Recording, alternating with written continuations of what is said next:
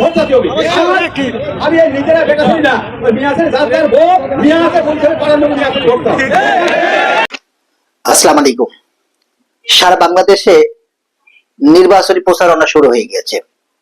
নিশ্চয় দেখলেন যে নির্বাচনী প্রচারণা, এটা আমার নির্বাচনী এলাকার অর্থাৎ কুষ্টিয়া ২ মিরপুর ভেড়ামারা আসন।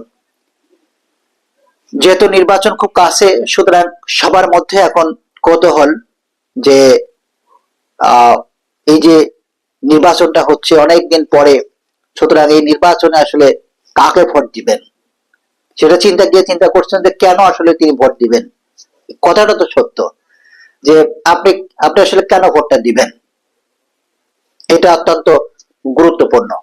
কারণ এই একটা ভোটের মাধ্যমে যিনি নির্বাচিত হবেন তিনি আপনার এলাকার জন্য প্রয়োজনীয় যেই জিনিসগুলো দরকার সেই জিনিসগুলো তিনি কেন্দ্র থেকে নিয়ে আসতে পারবেন। সুতরাং এমন একজন ব্যক্তিকে আপনাকে চয়েস করতে হবে, এমন একজন ব্যক্তিকে আপনাকে ভোট দিতে হবে যিনি কেন্দ্র থেকে আপনার এলাকার জন্য যে প্রয়োজন উন্নয়ন করা দরকার সেগুলো যাতে তিনি নিয়ে আসতে পারেন, অন্তত কথা বলতে পারেন। কারণ অনেকে আছেন, অনেকেই এমপি হন কিন্তু কথা বলতে পারেন না, কেন্দ্রে গিয়ে কথা বলতে পারেন না, যারা দায়িত্বশীল থাকে হাইকমান্ডে তাদের সাথে গিয়ে কথা বলতে পারেন না, যে কারণে দেখা যাচ্ছে কি এমপি হয়েও কোনো লাভ হয় না। এমপি হয়েও দেখা যাচ্ছে যে খুব সাদামাটা অবস্থায় ওই এলাকার উন্নয়নটা হয় আর কি। সুতরাং ওই এলাকার উন্নয়নের জন্য একজন শিক্ষিত, যিনি অত্যন্ত পরিচিত, এরকম একজন ব্যক্তিকে যদি আমরা বাছাই করতে পারি, যদি আমরা ভোট দিতে পারি এবং যদি নির্বাচিত করতে পারি, তাহলে সেই এলাকার জন্য অত্যন্ত গুরুত্বপূর্ণ এবং ফলপ্রসূ হবে। তো যেহেতু নির্বাচন চলে এসেছে, সেহেতু মানুষের মধ্যে একটা কৌতূহল, কাকে ভোট দিবেন, কেন ভোট দিবেন, এবং তারা মাঠে ঘাটে দোকানপাটে বাজারে তারা নিজেদের মধ্যে বলাবলি করছে যে আসলে কাকে ভোট দেওয়া যায়। কারণ এখন তো মানুষ সবাই সচেতন, সুতরাং কাকে ভোট দেওয়া যায় এটা তারা চিন্তা করছেন।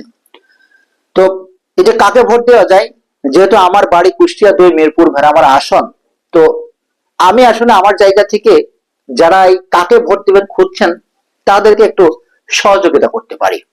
সেটা হচ্ছে আমি কাকে ভোট দিব এইটা জানার আগে আমাকে আগে জানতে হচ্ছে যে কেন আসলে ভোট দিব, কেন আসলে এই মানুষটিকে আমার ভোট দেওয়া দরকার, তার ভিতরে কি কি গুণ থাকলে আসলে আমাদের ভোট দেওয়া উচিত, আমার ভোটটা তাকে দিলে তিনি নির্বাচিত হয়ে আসলে কেন্দ্র থেকে প্রয়োজনীয় জিনিসপাতি আনতে পারবেন কিনা সেটা আমাদেরকে ভাবা উচিত। তো সেই হিসাবে অনেক চিন্তা ভাবনা করে দেখলাম যে আমাদের কুষ্টিয়া ২ মিরপুর ভেড়ামারা আসনে যে দুজন প্রার্থী দাঁড়িয়েছেন সেই দুজন প্রার্থীর মধ্যে প্রায় সব দিক থেকে এগিয়ে রয়েছেন কুষ্টিয়া ২ মিরপুর ভেড়ামারা আসনের ধানের শীষের প্রার্থী ব্যারিস্টার রাকিব রূপ চৌধুরী। ব্যারিস্টার রাকিব রূপ চৌধুরী কেন বললাম, কারণ রয়েছে। একদিকে দেখবেন দুজন প্রার্থীকে যদি আপনি পাশাপাশি দাঁড় করিয়ে দেখেন, তাকান, তাহলে দেখবেন যে একজন প্রার্থী যে অত্যন্ত শিক্ষিত ব্যারিস্টার মানুষ, তিনি দুর্নীতি দমন কমিশনের সিনিয়র অ্যাডভোকেট। তার মানে কি? তার মানে শিক্ষার দিক থেকে শুরু করে আপনার এলাকার অবকাঠামোগত উন্নয়ন, এই সব বিষয়ে যিনি মানে খুব বেশি নজর দিতে পারেন সেটা হচ্ছে এই ব্যারিস্টার রাকিব রূপ চৌধুরী। আর একটা জিনিস চিন্তা করে দেখেন, সৎ এবং নিষ্ঠার জায়গা থেকে যদি আপনি চিন্তা করেন তাহলে দেখবেন, এবং অবশ্যই আপনারা জানেন ব্যারিস্টার রাকিব রূপ চৌধুরী তিনি দুর্নীতি দমন কমিশনের যেহেতু সিনিয়র অ্যাডভোকেট, তার মানে তিনি নিজেই দুর্নীতির বিরুদ্ধে দাঁড়িয়েছেন, অর্থাৎ তিনি নিজে কখনো দুর্নীতি করেননি, করবেনও না, এবং তিনি একজন সৎ নিষ্ঠাবান মানুষ। সুতরাং সেই দিক থেকে ব্যারিস্টার রাকিব রূপ চৌধুরীকে আমি সবসময় এগিয়ে রাখতে পারি। অন্যদিকে দেখেন, কথায় আছে মানে বিখ্যাত একটা কথা আছে যে আমাকে একজন শিক্ষিত মানুষদের একদম শিক্ষিত মানে সমাজ উপহার দিবেন আর কি, একটা শিক্ষিত রাষ্ট্র উপহার দিবেন। তো সেদিক দিয়ে চিন্তা করে দেখবেন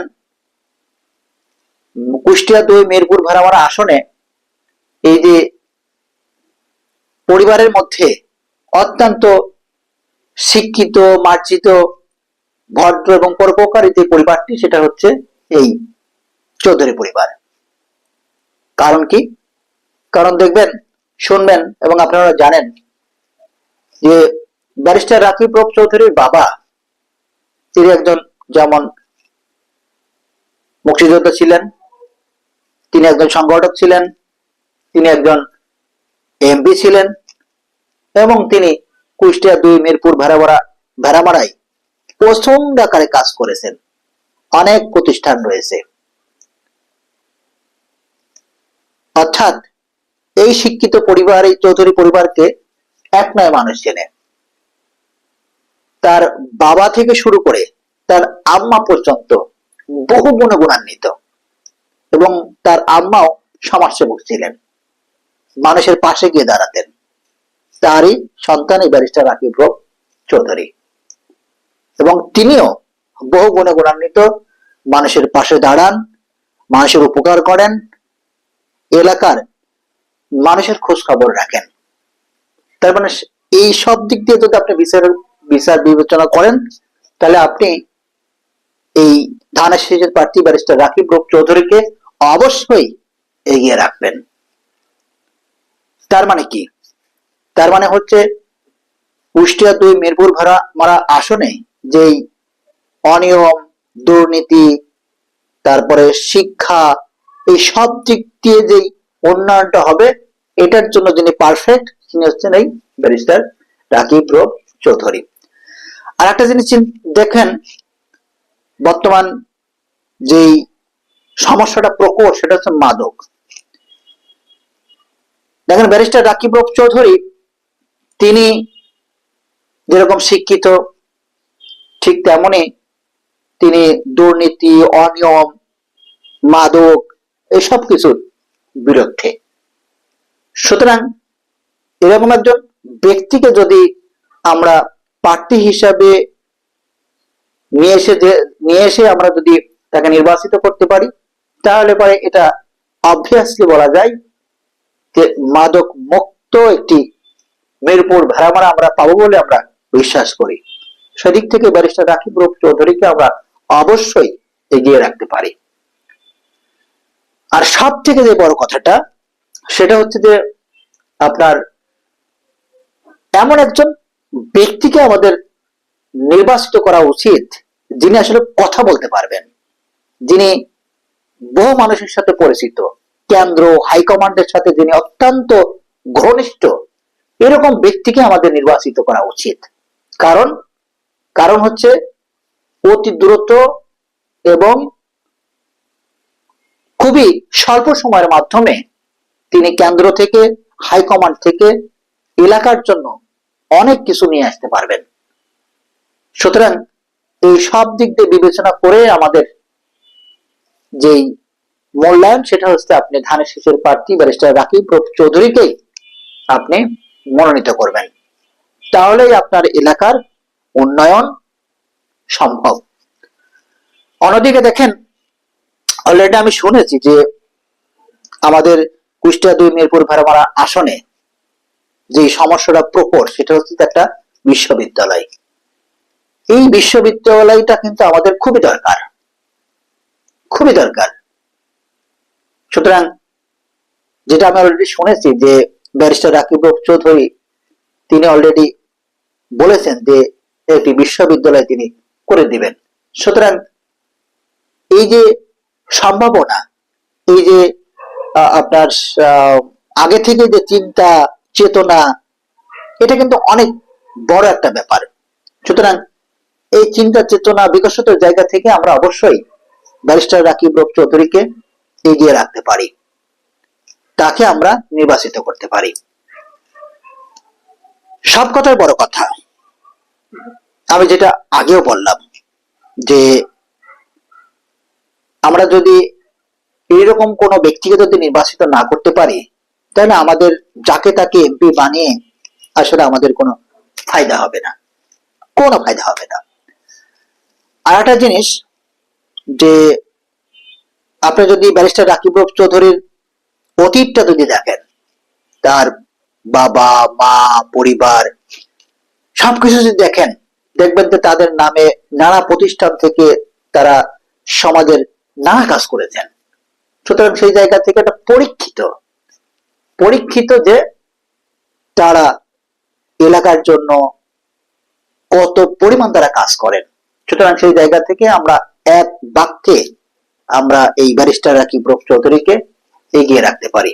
সুতরাং এই যে কাকে ভোট দেব, কেন ভোট দিব, এই যে প্রশ্নগুলো উত্তর খুঁজতে গিয়ে আপনারা দেখলেন যে আসলে এই যে প্রশ্নের উত্তরগুলা, এটা কিন্তু অন্য প্রার্থীর মধ্যে আপনি পাবেন না।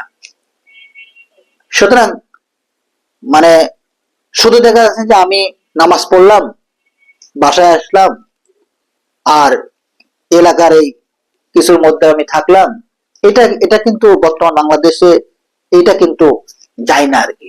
সুতরাং এই জন্য বলছি যে ওই রকম ব্যক্তিকে আমাদেরকে নির্বাচিত করতে হবে যিনি আমাদের জন্য কাজ করতে পারবেন, তার মধ্যে কাজ করার ক্যাপাবিলিটি আছে, যিনি আমাদের জন্য কাজ আনতে পারবেন, এরকম ব্যক্তিকে আমাদের মনোনীত নির্বাচিত করা উচিত। সবাই ভালো থাকবেন। আসসালামু আলাইকুম রাহমাতুল্লাহি ওয়া বারাকাতুহু।